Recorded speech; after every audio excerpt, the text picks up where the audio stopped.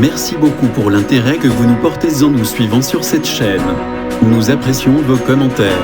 Si c'est la première fois que vous nous regardez, n'oubliez pas de vous inscrire afin d'être averti de la sortie d'une nouvelle vidéo. Le sujet de cette semaine est « Servir et sauver ». Prions. Dieu Tout-Puissant, merci de nous donner l'opportunité d'étudier cette leçon. Ouvre notre cœur pour bien la recevoir et aide-nous à la mettre en pratique. Au nom de Jésus. Amen. Le texte clé de cette semaine se trouve dans Ésaïe chapitre 42 verset 1. Nous lisons « Voyez mon serviteur, que je soutiens, mon bien-aimé, en qui je prends plaisir, j'ai mis mon esprit sur lui, il donnera la connaissance du vrai Dieu aux nations. » Chers amis, beaucoup pensent que ce serait un grand privilège de visiter les scènes de la vie du Christ sur terre, de marcher là où il a marché, de regarder le lac au bord duquel il aimait enseigner, et les collines et les vallées sur lesquelles ses yeux se reposent si souvent. Mais nous n'avons pas besoin d'aller à Nazareth, à Capharnaüm ou à Béthanie pour marcher sur les traces de Jésus. Nous trouverons ses empreintes à côté des lits de malades, dans les taudis de la pauvreté, dans les ruelles bondées de la grande ville, et dans tous les endroits où il y a des cœurs humains qui ont besoin de consolation. En faisant comme Jésus quand il était sur terre, nous marcherons sur ses pas.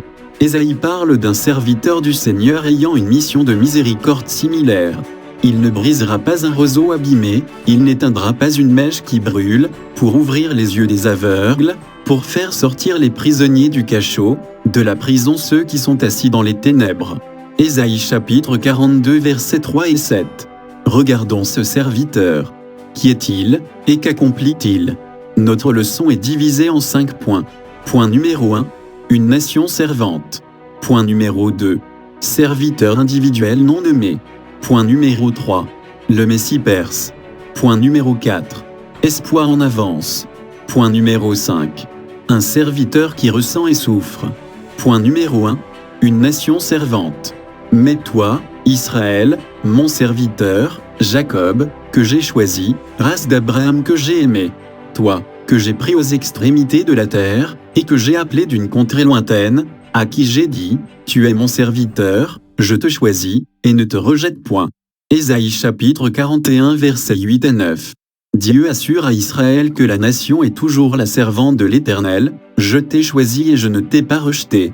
Puis Dieu donne à Israël l'une des plus belles promesses de la Bible, ne crains pas, car je suis avec toi, ne crains pas, car je suis ton Dieu, je te fortifierai, je te secourrai, je te soutiendrai de ma droite victorieuse.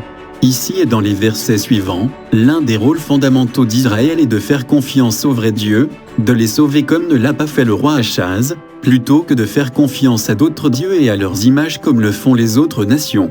Point numéro 2. Serviteur individuel non nommé. Dans le chapitre 42, versets 1 à 7, nous trouvons le rôle du serviteur non nommé de Dieu, que Dieu choisit et sur lequel il met son esprit. Il assure la justice pour les nations. Il accomplit ses objectifs avec calme et douceur, mais avec succès. Il est un enseignant. Il sert d'alliance entre Dieu et le peuple. Il donne de la lumière ou de l'espoir en guérissant la cécité et en libérant les prisonniers. Nous avons découvert que cette pousse et cette racine d'Isaïe est le Messie, l'enfant divin d'Isaïe chapitre 9 versets 6 à 7, qui apporte également la paix pour le trône de David et son royaume avec justice et avec droiture. Le serviteur dans Isaïe 42 est, de toute évidence, le Messie. Point numéro 3.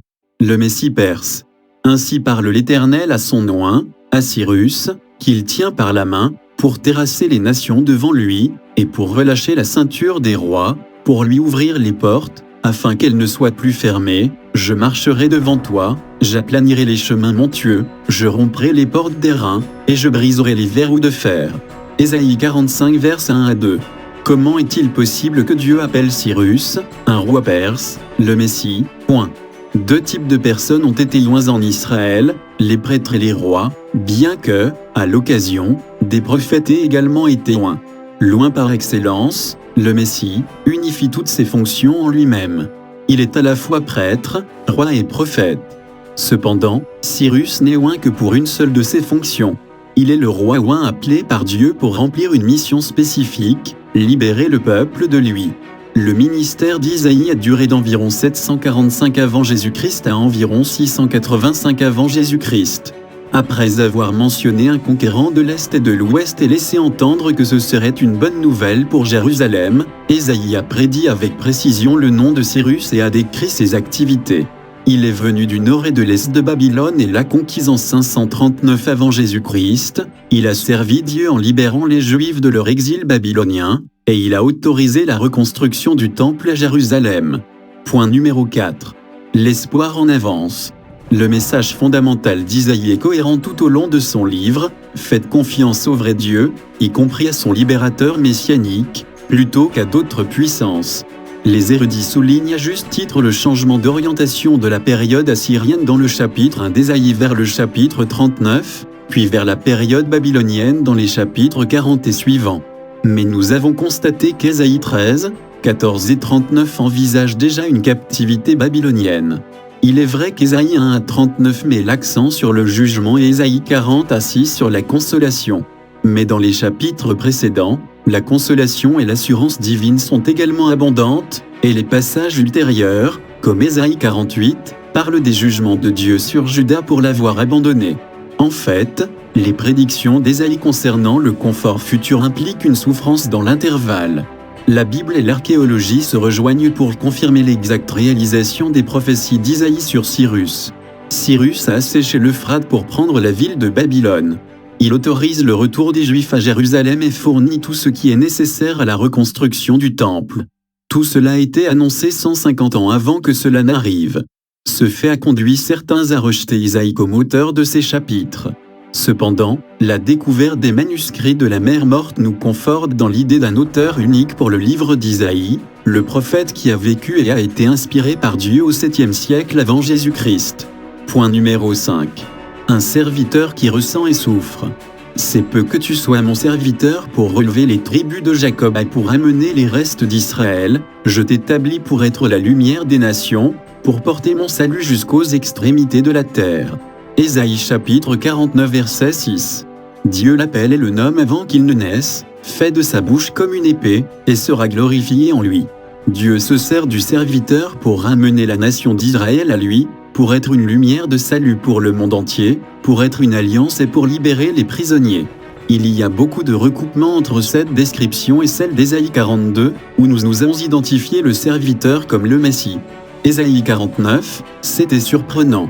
Le serviteur est profondément méprisé, abhorré par les nations, esclave des gouvernants, mais le Seigneur lui dit, « Les rois verront et se lèveront, les princes, et ils se prosterneront, à cause de l'Éternel, qui est fidèle, le Saint d'Israël, qui t'a choisi. » Lorsque le roi Cyrus a vu les paroles qu'ils avaient prédites, plus de 100 ans avant sa naissance, la manière dont Babylone serait prise, lorsqu'il a lu le message que lui a adressé le dirigeant de l'univers, son cœur a été profondément ému et il a décidé de remplir la mission que Dieu lui avait assignée.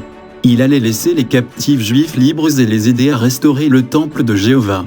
Dans une proclamation écrite qui fut publiée dans tout son royaume, Cyrus fit connaître son désir de pourvoir au retour des Hébreux et à la reconstruction de son temple. Dans le cœur du Christ, où régnait une parfaite harmonie avec Dieu, il y avait une paix parfaite. Il n'a jamais été flatté par les applaudissements, ni déprimé par la censure ou la déception.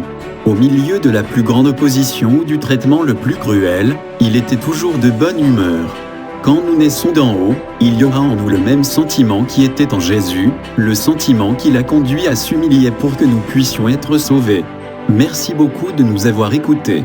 La semaine prochaine, le titre de la leçon sera « Faire l'impensable ». Veuillez vous abonner et partager cette leçon avec vos amis. Que Dieu vous bénisse.